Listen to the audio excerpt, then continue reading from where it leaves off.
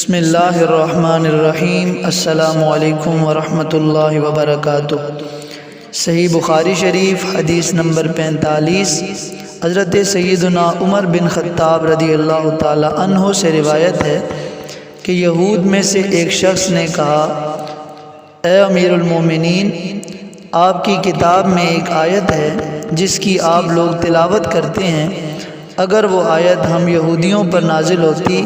تو ہم اس دن کو عید مناتے۔ حضرت عمر رضی اللہ تعالی عنہ نے پوچھا، وہ کون سی آیت ہے؟ تو اس نے کہا، سورۃ المائدہ آیت نمبر 3، جس کا ترجمہ یہ ہے، آج میں نے تمہارے لیے تمہارے دین کو کامل کر دیا اور تم پر میں نے اپنی نعمت پوری کر دی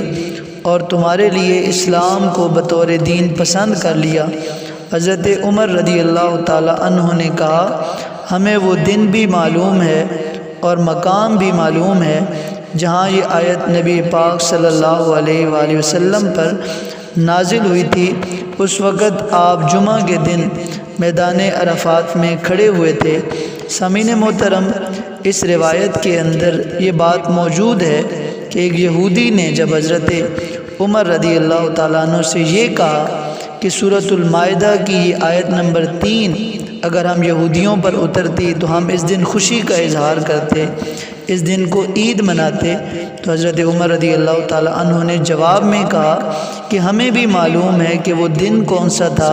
وہ مقام کون سا تھا جہاں یہ آیت نبی پاک صلی اللہ تعالی علیہ وسلم پر اتری تھی۔ فرمایا وہ جمعہ کا دن تھا، اور جمعہ کا دن ہی مسلمانوں کے لیے عید کا دن ہوتا ہے۔ سامعین محترم، اس روایت سے ایک یہ بات بھی معلوم ہوتی ہے کہ یہودی ہو کر بھی قرآن کی ایک آیت کی اہمیت کو سمجھتا ہے کہ قرآن کی ایک آیت کتنی قیمتی ہے، کتنی اہمیت رکھتی ہے، کہ اگر یہ آیت ہم یہودیوں پر اترتی تو ہم اس دن کو عید مناتے، خوشی کا اظہار کرتے،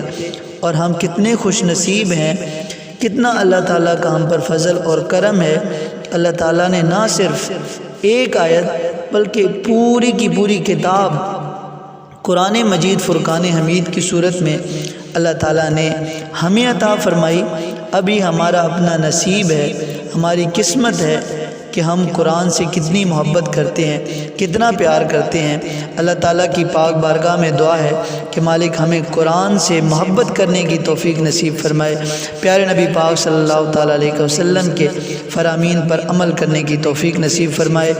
آمین ثم آمین۔